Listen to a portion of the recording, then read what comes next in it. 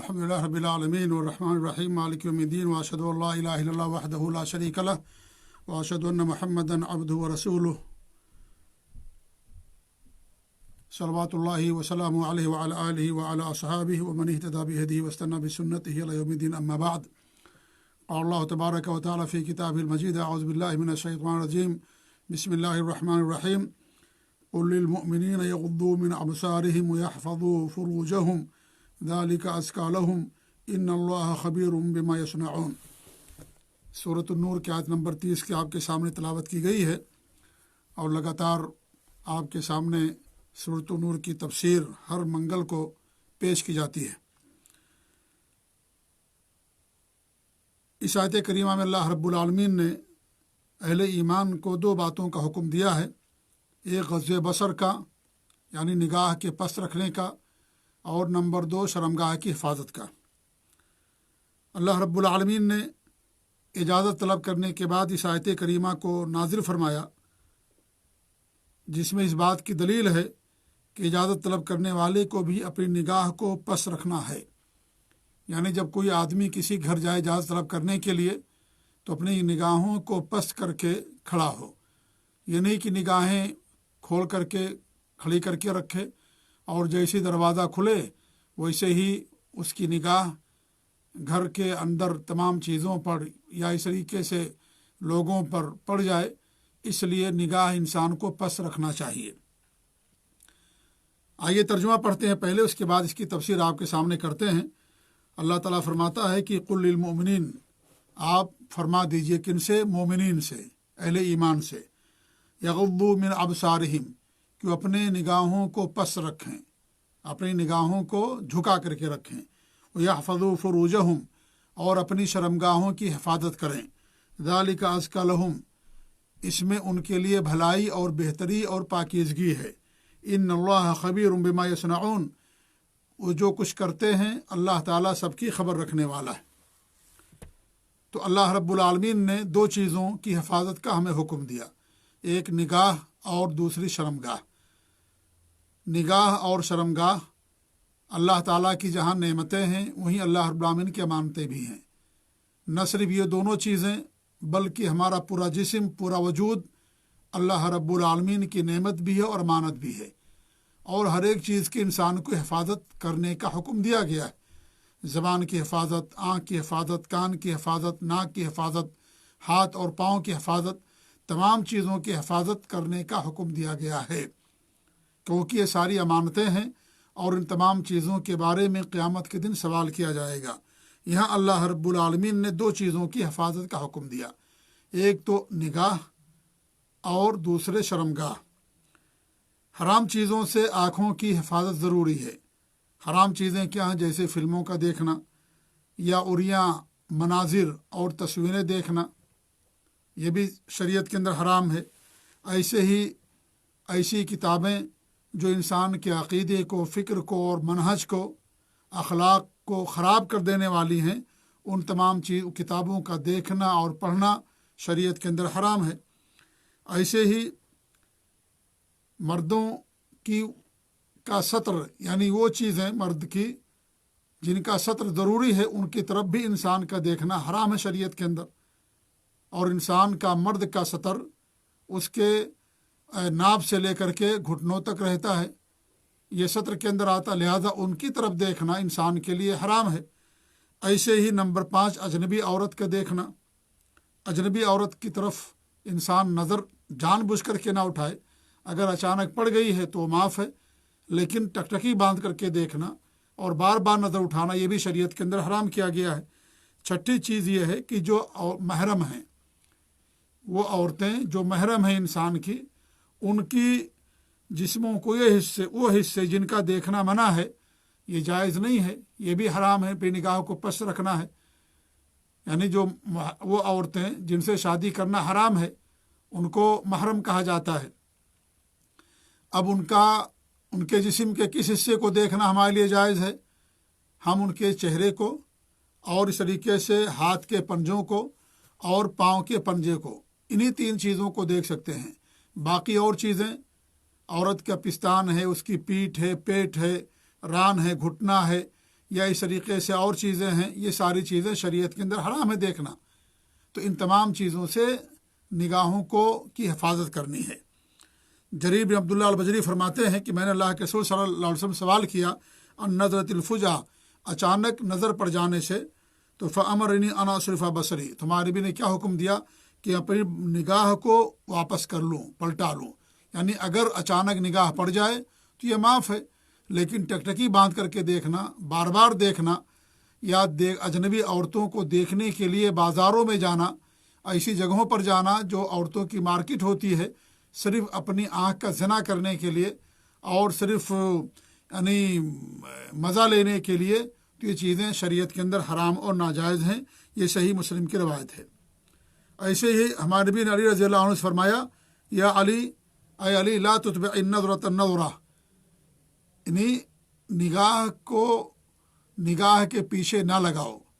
یعنی ایک بار اگر نگاہ پڑ گئی ہے تو نگاہ کو پست کر لو، نگاہ کو واپس کر لو اور دوبارہ اس کی طرف اپنی نگاہ کو نہ اٹھاؤ. فإن لك الأولى وليست لك الثانية، تمہارے لیے پہلی نگاہ تو معاف ہے لیکن دوسری معاف نہیں ہے. پہلی بار انسان غلطی کر سکتا ہے اور اچانک نگاہ پڑ سکتی ہے، لیکن پھر دوبارہ دیکھنا، بار بار دیکھنا اس کی طرف، یہ معاف نہیں ہے. اور یہ حدیث حسن درجے کی ہے، امام البانی نے اس کو اس کے طرق کی بنا پر حسن قرار دیا. ایسے ابو سعید الخدری رضی اللہ عنہ فرماتے ہیں کہ ہمارے نبی نے فرمایا، وَإِيَّاكُمْ الْجُلُوسَ عَلَى الطُّرُقَاتِ، راستوں پر بیٹھنے سے ہمارے نبی نے کہا کہ اجتناب کرو، راستوں پر نہ بیٹھو. تو لوگوں نے کہا کہ لا بد لنا من مجالسنا، ہمارے لیے بیٹھنا کبھی کبھی ضروری ہوتا ہے، نتحدث فیہا، اور اس میں ہم گفتگو کرتے ہیں، بات چیت کرتے ہیں. تو ہمارے نبی نے فرمایا، ان ابیتم فآتوا الطریق حقہ، اگر تمہارے لیے بیٹھنا ضروری ہو تو تم کیا کرو، راستے کا حق ادا کرو. تو لوگوں نے پوچھا، وما حق الطریق، راستے کا حق کیا ہے؟ تو ہمارے نبی نے فرمایا، غض البصر، سب سے پہلی چیز کیا بتائی آپ نے؟ نگاہ کو پست رکھو، کیونکہ راستہ ہے، لوگ گزرتے ہیں، عورتیں گزرتی ہیں، تو اس راستے کا حق یہ ہے کہ اپنی نگاہ کو پست رکھو. وکف الاذی، اور لوگوں کو تکلیف نہ پہنچاؤ لوگوں کو، یا تکلیف دہ چیزوں کو راستے سے ہٹا دیا کرو. ورد السلام، اور سلام کا جواب دو، کیونکہ گزرنے والا سلام کرے گا اور گزرنے والے کا حق ہے کہ وہ سلام کرے، اور جو بیٹھنے والے ہیں وہ سلام کا جواب دیں گے. تو آپ نے فرمایا کہ ورد السلام، اور سلام کا جواب دینا. والامر بالمعروف والنہی عن المنکر، معروف کا حکم دینا اور منکر سے لوگوں کو روکنا. دیکھیے راستے کے آداب ہمارے بھی بتا رہے ہیں، لیکن امر بالمعروف اور نہی عن المنکر اتنا مقدس فریضہ ہے کہ آپ نے راستے میں بیٹھنے والوں کو بھی اس کا حکم دیا کہ راستے کا حق ہے کہ راستے میں گزرتے ہوئے اگر تم کوئی ایسی چیز دیکھو جو منکر ہے تو اس سے منع کرو، اور معروف کا حکم دو، اچھی بات کا حکم دو گزرنے والوں کو، یا جو لوگ ساتھ میں بیٹھے ہوئے ہیں ان کو اچھی بات کا حکم دو. تو یہ راستے کے آداب ہیں کہ انسان معروف کا حکم دے، منکر سے لوگوں کو روکے. انسان نے دیکھا کہ کوئی اللہ کے علاوہ کسی اور کی قسم کھا رہا ہے، شرکیہ باتیں کر رہا ہے، تو اس سے روکے، کیونکہ سب سے بڑا منکر تو شرک ہے. اور اس طریقے سے توحید کا ان کو حکم دے، کیونکہ سب سے بڑا معروف توحید ہے. تو اس طریقے سے راستے کے حقوق میں سے ہے کہ انسان امر بالمعروف اور نہی عن المنکر کا فریضہ بھی انجام دے. یہ صحیح بخاری اور صحیح مسلم کی روایت. اگر ہم اس کے اوپر عمل کریں تو آج ہمارے معاشرے سے برائیاں ختم ہو سکتی ہیں، لیکن استطاعت کے اوپر ہے. اگر آدمی کے پاس استطاعت نہیں ہے تو اپنی زبان انسان خاموش کر لے، لیکن دل کے اندر اس منکر کو برا جانے اور زبان پر نہ لائے، خاموشی اختیار کر لے. لیکن اگر اس کے پاس استطاعت ہے اور وہ سمجھتا ہے کہ ہم انہیں حکم دیں گے یا معروف کا حکم دیں گے، منکر سے روکیں گے، تو کوئی بڑی برائی، بیماری نہیں پیدا ہوگی، کوئی بڑا مفسدہ نہیں ہوگا، اور اس طریقے سے ہماری بات اثر انداز ہوگی، تو انسان کو اس کے اوپر عمل کرنا چاہیے. ایسے عبادہ بن صامت فرماتے ہیں، یعنی آپ دیکھیں کہ غض البصر کی کتنی بڑی اہمیت ہے کہ انسان اپنی نگاہ کو پست رکھے، کتنی بڑی اس کی فضیلت ہے شریعت کے اندر. ایک حدیث میں باقاعدہ آپ نے غض بصر کو جنت میں جانے کا سبب قرار دیا ہے. آپ فرماتے عبادہ بن صامت رضی اللہ عنہ کی حدیث ہے کہ ہمارے نبی نے فرمایا کہ جو اپنے بارے میں 6 چیزوں کی مجھے ضمانت دے دے، میں اس کے لیے جنت کی ضمانت دیتا ہوں. اصدقوا اذا حدثتم، جب تم بات کرو تو سچ بات کرو، سچ بولو، جھوٹ نہ بولو۔ وَأَوْفُوا اِذَا وَعَدتُّم، اور جب تم وعدہ کرو تو وعدے کو پورا کرو۔ وَأَدُّوا اِذَا اؤْتُمِنْتُم، اور جب تمہارے پاس امانتیں رکھی جائیں تو امانت کو ادا کرو، امانت پوری کرو۔ وَاحْفَظُوا فُرُوجَكُمْ، اپنی شرمگاہوں کی حفاظت کرو۔ وَغَضُّوا أَبْصَارَكُمْ، اور اپنی نگاہوں کو پست رکھو۔ وَكُفُّوا أَيْدِيَكُمْ، اور اپنے ہاتھوں کو روک کر کے رکھو، یعنی ظلم نہ کرو، کسی پر ہاتھ نہ اٹھاؤ، کسی پر بھی ہاتھ نہ اٹھاؤ۔ ہاں اگر ضرورت ہے اور آپ اس کے ذمہ دار ہیں، ولی ہیں، تو ایسی صورت میں انسان ہاتھ اٹھا سکتا ہے۔ جیسے ہمارے نبی نے فرمایا جب بچہ 10 سال کا ہو جائے نماز نہ پڑھے تو آپ نے مارنے کا حکم دیا، لیکن جس کے آپ ذمہ دار ہیں، جس کے آپ ولی اور سرپرست ہیں، ان کے لیے ہاتھ اٹھا سکتے ہیں۔ وہ بھی ہاتھ اٹھانے کا مقصد تربیت ہو، ہاتھ اٹھانے کا مقصد اہانت نہ ہو، بچے کی توہین مقصد نہ ہو، بلکہ اس کی تربیت مقصد ہو، اس کی تعلیم مقصد ہو کہ بچہ اس کے ذریعے سے سنبھل جائے گا، سدھر جائے گا، نماز کی پابندی کرے گا، یہ مقصد ہو۔ اس کی توہین مقصد نہیں ہونا چاہیے۔ اگر توہین مقصد ہوگا، اہانت مقصد ہوگا تو مارنے میں بھی فائدہ نہیں ہوگا، اس کا اثر نہیں ہوگا۔ تو ہمارے نبی نے فرمایا کہ اپنے ہاتھوں کو روک کر کے رکھو۔ یہ مسند احمد اور بحقی کی روایت ہے، اور امام البانی نے صحیح الجامع میں اور صحیح ترغیب کے اندر اس کو بیان کیا ہے۔ نگاہ کا صحیح استعمال کیا ہے؟ نگاہ کا صحیح استعمال یہ کہ انسان قرآن و حدیث کی تلاوت کرے۔ نمبر 2، لوگوں کو راستہ دکھائے۔ کو اللہ نے آپ کو آنکھ دی ہے، اور کوئی آپ سے راستہ پوچھے تو آپ ان کو صحیح راستہ دکھائیں، صحیح راستہ بتائیں۔ تیسری چیز یہ کہ دینی اور مفید کتابوں کا مطالعہ کرنا، دینی اور مفید کتابوں کا مطالعہ کرنا، یہ بھی نگاہ کا صحیح استعمال ہے کہ انسان صحیح اور مفید کتابوں کا مطالعہ کرے۔ وہ کتابیں نہیں جو انسان کے عقیدے کو خراب کر دینے والی، اس کے منہج کو، طور طریقے کو، اور اس کی فکر کو اور اس کے اخلاق کو خراب کر دینے والی کتابیں، یا اس کے جذبات کو بھڑکانے والی کتابیں، ان سب کتابوں کے مطالعے سے انسان کو بچنا ہے۔ اگر انسان اپنا دین محفوظ رکھنا چاہتا ہے اور اس طریقے سے اپنے اخلاق کی حفاظت کرنا چاہتا ہے تو ایسی کتابوں سے انسان کو بچنا ضروری ہے۔ یہاں ایک سوال یہ ہے کہ کیا میاں بیوی ایک دوسرے کی شرمگاہ کو دیکھ سکتے ہیں؟ تو دیکھ سکتے ہیں، کوئی حرج کی بات نہیں۔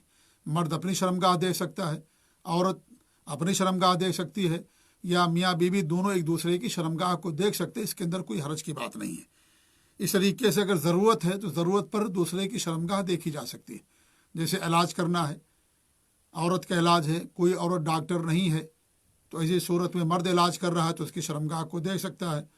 یا مرد کا علاج ہے اور عورت ڈاکٹر ہے، اور کوئی مرد ڈاکٹر نہیں ہے، مجبوری ہے، تو ایسی صورت میں عورت ڈاکٹر مرد کی شرمگاہ کو دیکھ سکتی ہے۔ آپریشن کرنا ہوتا ہے، یا ولادت کا مسئلہ ہوتا ہے، یا اس طریقے سے اور کوئی ضروری چیز ہے، تو ایسی صورت میں ایک دوسرے کی شرمگاہ کو ضرورت کے طور پر دیکھا جا سکتا ہے۔ تو اللہ رب العالمین نے ہمیں سب سے پہلے کیا حکم دیا؟ اپنی نگاہوں کو پست کرنے کا حکم دیا۔ نگاہوں کو پست کرنے حکم دینے کے بعد اللہ رب العالمین نے شرمگاہ کی حفاظت کا حکم دیا۔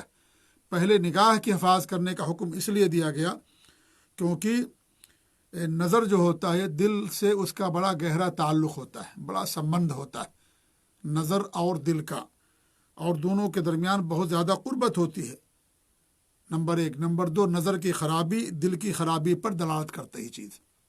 اگر انسان کا دل خراب ہے تو اس کی نظر بھی خراب ہوگی، وہی ٹکٹکی باندھ کر کے دیکھے گا، دوسروں کی شرمگاہوں کی طرف نظر اٹھائے گا، یا اجنبی عورتوں کو دیکھے گا، یا جو اس کے لیے حرام ہے ان کی طرف اپنی نظر کو دوڑائے گا۔ تو دل کی خرابی پر نظر کی خرابی دلالت کرتی ہے۔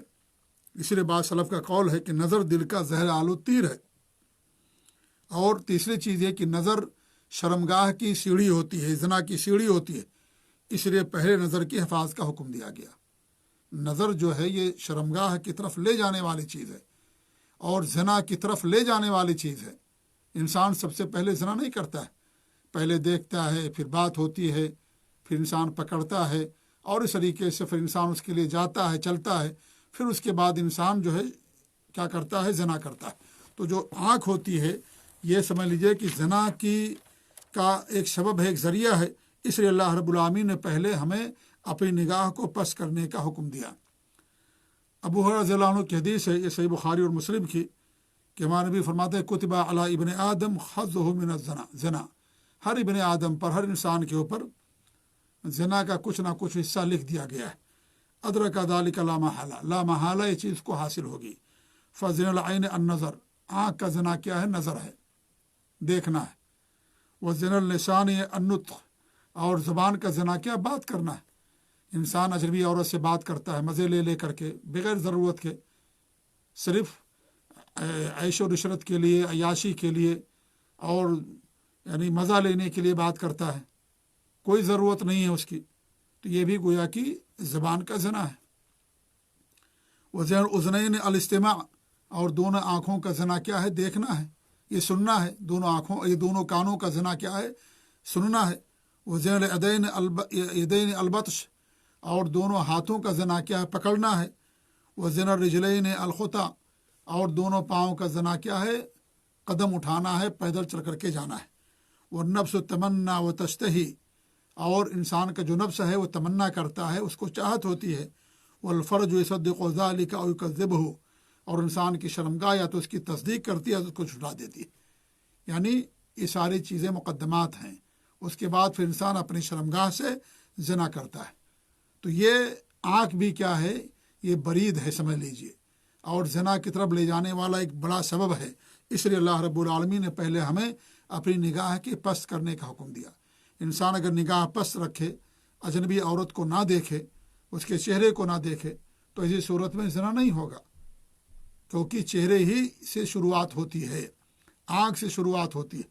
انسان اشاروں میں بات کرتا ہے، پھر زبان سے بات ہوتی ہے، پھر ہاتھ سے انسان پکڑتا ہے، پھر انسان چل کر کے اس کے لیے جاتا ہے، اور پھر شرمگاہ جو ہے، انسان اگر کمزور ایمان والا ہے تو ان تمام چیزوں کی تصدیق کرتے ہوئے انسان زنا کر بیٹھتا ہے، اور اگر اس کا ایمان قوی ہے تو اسی صورت میں انسان ان تمام چیزوں کو چھوڑ دیتا ہے۔ تو پہلی بار نظر معاف ہے، جان بوجھ کر کے دیکھنا، یہ جو ہے گویا کہ آنکھ کا زنا ہے، جیسا کہ ہمارے نبی نے فرمایا۔ نگاہ نیچی رکھنے کے بڑے سارے فوائد بیان کیے امام ابن القیم رحمۃ اللہ علیہ، ان کی بڑی مشہور کتاب ہے، مفید کتاب ہے الجواب الشافی کے اندر، اور اس میں تقریباً 29 فائدے بیان کیے ہیں، جن میں سے کچھ اہم یہ ہیں کہ اس میں سب سے پہلی بات یہ ہے کہ اللہ رب العالمین کے فرمان کی اطاعت ہوتی ہے۔ اللہ کا حکم ہے کہ انسان اپنے نگاہ کو پس رکھے، مرد کو بھی حکم دیا گیا، عورتوں کو بھی حکم دیا گیا، جیسا کہ آگے آئے گا۔ نمبر 2، اللہ تعالیٰ کی قربت اور نزدیکی حاصل ہوتی ہے۔ جو اللہ تعالیٰ کے حکم پر عمل کرتا ہے، اللہ تعالیٰ اس بندے کو اپنے قریب کر لیتا ہے، اور وہ بندہ اللہ کے نزدیک ہو جاتا ہے۔ نمبر 3، دل کو نور اور قوت اور فرحت حاصل ہوتی ہے، دل کو اطمینان حاصل ہوتا ہے۔ نمبر 4، انسان کو پاکیزگی ملتی ہے۔ اس سے انسان جو پاکیزہ انسان ہوتا ہے، جس کا دل پاکیزہ ہوتا ہے، آنکھ پاکیزہ ہوتی ہے، اس کی سوچ پاکیزہ ہوتی ہے، ایسا انسان اپنی نگاہوں کو پست رکھتا ہے، تو انسان کے دل کو پاکیزگی حاصل ہوتی ہے اس چیز کے کرنے سے۔ ایسے ہی شیطان کو مایوسی ہوتی ہے، کیونکہ اللہ تعالیٰ کے حکم کی تعمیل کرتا ہے بندہ، تو شیطان کو مایوسی ہوتی ہے۔ ایسے ہی زناکاری کے راستہ اس سے بند ہوتا ہے۔ اگر انسان اپنی زبان کی اور آنکھ کی حفاظت کرتا ہے تو زناکاری کا راستہ جو ہے بند ہو جاتا ہے۔ تو اس لیے زبان کی حفاظت اور آنکھ کی حفاظت کیا ہے، انسان کے لیے بہت زیادہ ضروری ہے، اور یہ بھی ایک سبب ہے گویا کہ، اور بہت سارے اسباب ہوتے ہیں انسان کا خلوت میں ہونا اور اس طریقے سے گفتگو کرنا، تو یہ ساری چیزیں کیا ہیں؟ یہ سب اسباب ہیں، راستے ہیں، ذرائع ہیں، لے جانے والی چیزیں ہیں۔ تو ان تمام چیزوں سے انسان کو بچنے کی ضرورت ہے۔ دوسری بات اللہ رب العالمین نے جو ہمیں حکم دیا، جس دوسری بات کا، وہ شرمگاہوں کی حفاظت ہے۔ شرمگاہ کی حفاظت کئی طریقے سے ہوتی ہے۔ ایک تو انسان اپنی شرمگاہ کو چھپا کر کے رکھے کہ اجنبی کی نظر اس پر نہ پڑے، اجنبی کی نظر نہ پڑے، شرمگاہ کی کو انسان چھپا کر کے رکھے۔ اور مرد کے لیے باقاعدہ پورے سطر کو چھپانا ہے۔ سطر کہاں سے ہوتا ہے؟ ناپ سے لے کر کے گھٹنے تک، یہ سب کے سب سطر کہلاتے ہیں، تو انسان کو ان کو چھپانا ہے۔ دوسری چیز کیا ہے؟ زناکاری سے چھپانا، زناکاری سے۔ تیسری چیز کیا ہے؟ اغلام بازی سے، کہ انسان مرد کیا کرتا ہے، یہ بیماری بھی، برائی بھی پائی جاتی ہے لوگوں کے ہاں، کہ وہ اپنی شہوت کو پوری کرتے ہیں، کس سے؟ اغلام بازی کر کے، پیخانے کے راستے سے اپنی شہوت کو مرد پوری کرتا ہے۔ تو یہ کیا ہے؟ یہ بھی حرام ہے ایسا کرنا، بلکہ اس کی سزا بھی قتل ہے شریعت کے اندر۔ اللہ کے رسول کی حدیث اقتلوا الفاعل والمفعول به، کرنے والے اور جس کے ساتھ کیا جائے ان دونوں کو قتل کر دو۔ اور بعض روایتوں کے اندر کی پہاڑی سے اوپر لے جاؤ ان کو، چوٹی پر، پہاڑ کی چوٹی پر، وہاں سے دونوں کو ڈھکیل دو۔ اگر دونوں رضامندی سے کر رہے ہیں تو دونوں کو وہاں سے ڈھکیل دو۔ اگر کسی کے ساتھ زبردستی کیا جائے تو اس کو یہ سزا نہیں دی جائے گی، لیکن اگر دونوں کی رضامندی ہے اور دونوں یہ کام کرتے ہیں اپنی رضامندی سے، اپنی خواہش سے، تو شریعت کا حکم یہ ہے کہ ایسے لوگوں کو قتل کر دیا جائے، کیونکہ فطرت کے خلاف ہے یہ۔ اللہ رب العالمین نے ہمیں اپنی شہوت پوری کرنے کے لیے صرف ایک راستہ رکھا ہے، اور وہ عورت کی شرمگاہ ہوتی ہے۔ اور وہ عورت کون؟ جو آپ کی بیوی ہو یا آپ کی لونڈی ہو، یہی ایک راستہ ہے۔ یہی چیز عورت کے لیے بھی، کہ عورت کو بھی اللہ رب العالمین نے اپنی شہوت کو پوری کرنے کے لیے صرف ایک راستہ رکھا ہے، اور وہ مرد کی شرمگاہ، جو اس کا مرد ہے، اس کا شوہر ہے، اسی سے اپنی شرمگاہ، اپنی شہوت کو پوری کر سکتی ہے۔ تو اغلام بازی کرنا یہ کیا ہے؟ مرد کے لیے حرام ہے۔ نمبر 4، استمنا کرنا مردوں کے لیے، کہ مرد کیا کرتا ہے اپنی شہوت کو پوری کرنے کے لیے اپنے ہاتھ سے اپنی منی کو خارج کر دیتا ہے، اور اس طریقے سے اپنی شہوت کو تسکین پہنچاتا ہے، یہ بھی شریعت کے اندر حرام اور ناجائز ہے۔ ہاں، انسان کے اگر زنا میں پڑ جانے کا خدشہ ہے اور اس کے کرنے سے انسان زنا سے بچ جائے گا، تو ایک محدود پیمانے پر اور ایک مجبوری میں انسان کے لیے اجازت دی جا سکتی ہے، لیکن انسان اس کو عادت بنا لے، اس میں انسان کی کمزوری بھی ہے، اور ساتھ ہی ساتھ یہ ناجائز طریقہ بھی ہے، اور اپنی ساری قوت کو برباد کرنا ہے، اور یہ ظلم اور زیادتی، حد سے تجاوز کر جانا ہے، یہ تمام چیزیں ہیں، اس لیے بھی شریعت کے اندر حرام اور ناجائز۔ شرمگاہ کی حفاظت بہت ضروری ہے، اور اللہ رب العالمین نے ایسے لوگوں کے لیے جو اپنی شرمگاہوں کی حفاظت کرتے ہیں، مرد یا عورت، اور بھی دیگر نیکیاں کرتے ہیں، ان کے لیے اللہ رب العالمین نے مغفرت کا اور اجر عظیم کا وعدہ کیا ہے۔ اللہ فرماتا ہے ان المسلمین والمسلمات والمؤمنین والمؤمنات والقانتین والقانتات والصادقین والصادقات والصابرین والصابرات والخاشعین والخاشعات والمتصدقین والمتصدقات والصائمین والصائمات والحافظین فروجهم والحافظات والذاکرین اللہ کثیرا والذاکرات اعد اللہ لهم مغفرۃ واجرا عظیما۔ سورہ احزاب کی آیت نمبر 35۔ مسلمان مرد ہوں یا عورتیں، مومن مرد ہوں یا مومن عورتیں، اور قنوت کرنے والے مرد ہوں یا عورتیں، یعنی اللہ کے لیے یکسوئی اختیار کرنے والے مرد یا عورتیں، اللہ کے لیے قیام کرنے والے مرد اور عورتیں، اور صدقہ سچے مرد یا سچی عورتیں، صبر کرنے والے مرد اور صبر کرنے والی عورتیں، خشوع اختیار کرنے والے مرد اور خشوع اختیار کرنے والی عورتیں، صدقہ دینے والے مرد اور صدقہ دینے والی عورتیں، روزہ رکھنے والے مرد اور روزہ رکھنے والی عورتیں، اور اپنی شرمگاہوں کی حفاظت کرنے والے مرد اور عورتیں، اور اللہ رب العالمین کا ذکر کرنے والے مرد کثرت سے، اور عورتیں، ان کے لیے اللہ نے مغفرت اور اجر عظیم کا وعدہ کیا ہے، اللہ نے تیار کر رکھا ہے۔ تو بہت ساری نیکیوں کو اللہ نے بیان کیا، انہی میں سے ایک نیکی یہ بیان کی کہ جو اپنے شرمگاہوں کی حفاظت کرنے والے ہیں، مرد یا عورتیں، اللہ نے ان کے لیے مغفرت اور اجر عظیم کا وعدہ کیا۔ ایسے اللہ رب العالمین نے سورہ مومنون کے اندر کچھ نیک لوگوں کی صفات بیان کی، تو ان میں سے یہ بھی بیان فرمایا کہ جو اپنے شرمگاہوں کی حفاظت کرنے والے، ایسے لوگوں کے لیے یہ لوگ جنت کے وارث ہوں گے۔ قد افلح المؤمنون الذین هم فی صلاتهم خاشعون، وہ مومنون کامیاب ہو گئے جو نمازوں کے اندر خشوع اور خضوع اپنانے والے ہیں، والذین هم عن اللغو معرضون، اور جو لغو سے اعراض کرنے والے ہیں، والذین هم للزکاة فاعلون، اور جو زکوٰۃ دینے والے ہیں، والذین هم لفروجهم حافظون، اور جو اپنے شرمگاہوں کی حفاظت کرنے والے ہیں، الا علی ازواجہم، ہاں اپنی بیویوں، او ما ملکت ایمانہم، یا ان کی اپنی لوڈیاں، فإنہم غیر ملومین، تو اس میں ان کے لیے کوئی ملامت نہیں ہے۔ فمن ابتغى وراء ذلك فأولئک هم العادون، جو ان سے آگے بڑھیں گے وہ سرکش کہلائیں گے، زیادتی کرنے والے ہوں گے۔ والذین هم لأماناتهم وعہدہم راعون، اور جو اپنی امانتوں اور عہد کی حفاظت کرنے والے ہیں۔ والذین هم علی صلاتہم یحافظون، اور جو نمازوں کی حفاظت کرنے والے ہیں۔ اولئک هم الوارثون، یہی لوگ وارث ہوں گے کس چیز کے؟ الذین یرثون الفردوس هم فیہا خالدون، جو فردوس کے وارث ہوں گے جس میں وہ لوگ ہمیشہ ہمیشہ رہیں گے۔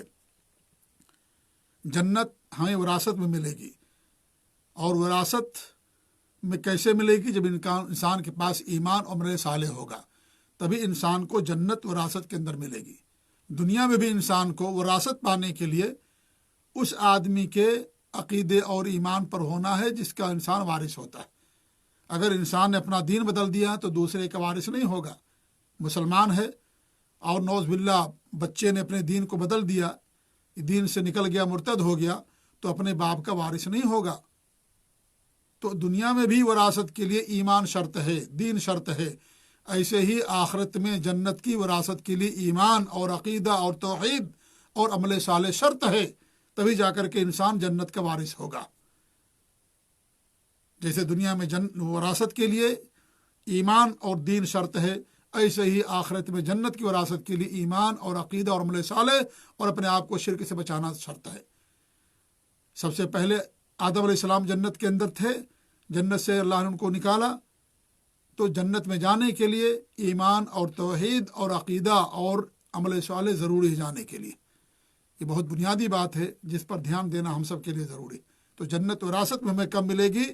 جب ہم اس جنت سے نکالے گئے شخص کے دین پر ہوں گے۔ کیا دین تھا حضرت آدم علیہ السلام کا؟ توحید کا دین تھا۔ ایمان، عمل صالح، یہ ساری شرطیں ہیں۔ نبی پر ایمان لانا، یہ تمام چیزیں جو ہیں یہ شرطیں ہیں جنت میں جانے کے لیے۔ اس طریقے سے اور بھی آیتوں میں اللہ رب العالمین نے اس بات کو بیان کیا ہے کہ جو اپنے شرمگاہوں کی حفاظت کرنے والے ہیں وہ لوگ، ان کی جنت میں تکریم کی جائے گی۔ سورہ معارج کے اندر اللہ رب العالمین نے فرمایا، اور اس میں عورتیں بھی شامل ہیں، یہ صرف مردوں کے لیے نہیں ہے، عورتیں بھی شامل ہیں، کیونکہ اسلام کا حکم مرد اور عورت دونوں کے لیے ہوتا ہے، دونوں صرف کے لیے۔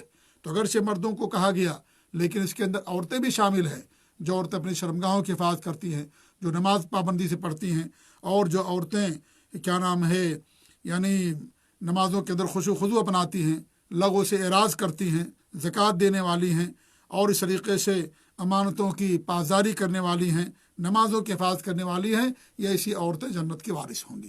تو یہ حکم جہاں مردوں کے لیے وہیں عورتوں کے لیے بھی ہے، کیونکہ اللہ تعالیٰ کا دین سب کے لیے۔ شرمگاہ کی حفاظت پر جنت کی ضمانت دی ہمارے نبی صلی اللہ علیہ وسلم نے۔ اللہ کے رسول کی حدیث بخاری کی روایت ہے، من یکفر لی ما بین لحیہ وما بین رجلیہ اکفر لہ الجنہ، کہ جو میرے لیے اپنی دو داڑھوں کے درمیان زبان کی ضمانت دے دے اور جو دونوں پاؤں کے درمیان شرمگاہ کی ضمانت دے دے، میں اس کے لیے جنت کی ضمانت دیتا ہوں۔ اس میں مرد اور دونوں شامل ہیں، یعنی اگر عورت بھی گارنٹی دے دے اور وہ زنا نہ کرے، اپنی شرمگاہ کی حفاظت کرے، ایسے مرد بھی اپنی شرمگاہ کی حفاظت کرے، جو چیز اللہ نے اس کے لیے حلال کی اسی سے اپنی شہوت کو پوری کرے اور اپنی شہوت کو تسکین دے، تو ایسے آدمی کے لیے جنت کی ضمانت ہے۔ اس طریقے سے ہمارے نبی سے سوال کیا گیا کہ سب سے زیادہ لوگ کس وجہ سے جہنم میں جائیں گے، تو آپ نے فرمایا کہ شرمگاہ کی وجہ سے اور زبان کی وجہ سے، منہ کی وجہ سے۔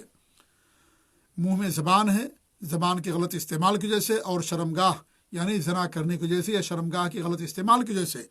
اور پھر آپ سے پوچھا گیا کہ سب سے زیادہ کس وجہ سے لوگ جنت کے اندر جائیں گے، تو ہمارے نبی نے فرمایا کہ تقوی اللہ حسن الخلق، اللہ تعالیٰ کا تقوی اور اچھا اخلاق، اللہ کے ساتھ اچھا اخلاق، اللہ کا تقوی، توحید، اللہ کے دین پر عمل، شرک سے بچنا، اور لوگوں کے ساتھ اچھے اخلاق سے پیش آنا، شریعت پر عمل کرنا، لوگوں کے حقوق ادا کرنا، اخلاق سے پیش آنا، تمام چیزیں ایسی ہیں جن کی وجہ سے انسان جنت کے اندر جائے گا۔ تو اللہ رب العالمین نے ہمیں شرمگاہ کی حفاظت کرنے کا حکم دیا ہے، اور اس طریقے سے زناکاری سے اور زناکاری تک پہنچانے والے تمام چیزوں سے اللہ رب العالمین ہمیں دور رکھنے کا حکم دیا۔ اللہ کے ارشاد ولا تقربوا الزنا، زنا کے قریب نہ جاؤ، یہ نہیں کہا زنا نہ کرو، زنا کے قریب نہ جاؤ۔ زنا کے قریب لے جانے والی جتنی بھی چیزیں ہیں ان تمام چیزوں سے انسان کے لیے دوری اختیار کرنا ضروری ہے۔ تو شرمگاہ کی حفاظت بہت ضروری ہے کہ انسان اپنے شرمگاہ کی حفاظت کرے، مرد ہو یا عورت۔ پھر اللہ نے کیا فرمایا؟ ذالک ازکی لہم، یہ ان کی کیا ہے؟ اس کے اندر پاکیزگی ہے، ایمان اس کے اندر ہے، اور اس طریقے سے انسان کی شرمگاہ کی حفاظت، آنکھ کی حفاظت، اور اس طریقے سے انسان کا اخلاق، ان تمام چیزیں اس کے اندر پائی جاتی ہیں۔ اس لیے شریعت نے ہمیں شرمگاہ کی حفاظت کرنے کا حکم دیا ہے، اور اللہ رب العالمین نے قل کے ذریعے سے اس آیت کی شروعات کی اور ابتدا کیا۔ حالانکہ تمام چیزیں جو اللہ نے اپنے نبی کو دی ہے سب کو پہنچانے کا حکم اللہ نے دیا ہے، ایک ایک چیز کو ہمارے بھی نے پہنچایا اور اللہ رب العالمین کا حکم بھی ہے، لیکن یہاں بطور خاص اللہ کہتا ہے کہ آپ فرما دیجئے، یعنی یہ بات لوگوں تک پہنچا دیجئے، اور پھر مومنین کو مخاطب کیا۔ مطلب یہ ہے کہ جو بات آگے آ رہی ہے وہ بہت اہم ہے اور ساتھ ہی ساتھ اہل ایمان کے لیے ہے۔ اس کا مطلب یہ ہے جو اپنی زبان اپنے نگاہ کی حفاظت نہیں کرے گا، شرمگاہ کی حفاظت نہیں کرے گا، اس کا مطلب یہ ہے کہ اس کے دل کے اندر ایمان کا نقص ہوگا، کامل ایمان والا نہیں ہوگا۔ جو کامل ایمان والا ہوگا وہ اپنی زبان اور نگاہ کی حفاظت کرے گا اور شرمگاہ کی حفاظت کرے گا۔ اس لیے اللہ نے کہا قل للمؤمنین، جو کامل ایمان والے یہ عمل کریں گے، اور جس کے ایمان کے اندر نقص ہوگا وہی اپنی زبان کی نہ حفاظت کرے گا، نہ آنکھ کی حفاظت کرے گا اور نہ ہی شرمگاہ کی حفاظت کرے گا۔ اس کے اندر ایمان کی بھی کمی ہوگی، دین کی بھی کمی ہوگی، ورع، تقوی، پرہیزگاری، دینداری، غیرت اور شرم وغیرہ، حیا، ان تمام چیزوں کی قلت ہوگی، تبھی انسان جا کر کے اس طرح کی حرکت کرتا ہے۔ پھر اللہ فرماتا جو تم کرتے ہو اللہ تعالیٰ خبر رکھنے والا، اللہ کی طرف سے گویا کی ایک تحدید ہے کہ دھیان دو، تم جو کچھ بھی کرو گے اللہ رب العالمین کو تمام چیزوں کا علم ہے۔ یہ نہ سمجھنا کہ اللہ تعالیٰ نہیں جانتا، تنہائی میں کرو گے تو بھی، لوگوں کے سامنے کرو گے تو بھی، خلوت میں کرو گے، جلوت میں کرو گے تو بھی اللہ رب العالمین کو ہر چیز کا علم ہے۔ یہ نہ سوچنا کہ ہم اگر خلوت میں شرمگاہ کی حفاظت نہیں کریں گے ہم سے ہو جائے گا گناہ تو اللہ تعالیٰ کو اس کی خبر نہ ہوگی۔ نہیں، اللہ رب العالمین کو ایک ایک چیز کا، ایک ایک ذرے کا اللہ رب العالمین کو علم ہے دنیا کے اندر، اور جو کچھ بھی کرتے ہیں اللہ رب العالمین کو تمام چیزوں کا علم ہے۔ قیامت کے دن ہم سب اللہ کے سامنے کھڑے ہوں گے اور سب کو ایک ایک چیز کا حساب دینا ہے۔ زمین بھی گواہی دے گی، ہاتھ پاؤں گواہی دیں گے، اور اس طریقے سے پیٹھ اور پشت اور تمام چیزیں ہماری قیامت کے دن گواہی دیں گی۔ جو ہم گناہ کریں گے دنیا کے اندر زمین پر کریں گے اور اس طریقے سے لوگوں کی نظروں سے اوجھل ہو کر کے کریں گے تو بھی اللہ رب العالمین کو تمام چیزوں کا علم رہتا ہے۔ تو اللہ تعالیٰ نے آخر میں بیان کر کے ہمارے ایمان کو جوڑا ہے اور اس طریقے سے ہمیں تنبیہ کی ہے کہ یہ نہ سمجھنا کہ اللہ رب العالمین تمہاری ان چیزوں سے باخبر نہیں ہوگا۔ اللہ رب العالمین کو ہر چیز کی خبر ہے۔ اللہ دعا کہ اللہ رب العالمین ہماری نگاہوں کی، شرمگاہوں کی حفاظت فرمائے، اللہ تعالیٰ دین پر قائم رکھے۔ آمین رب العالمین۔ وصلی اللہ علیہ محمد وعلی آلہ وصحبہ اجمعین۔ والسلام علیکم ورحمۃ اللہ وبرکاتہ۔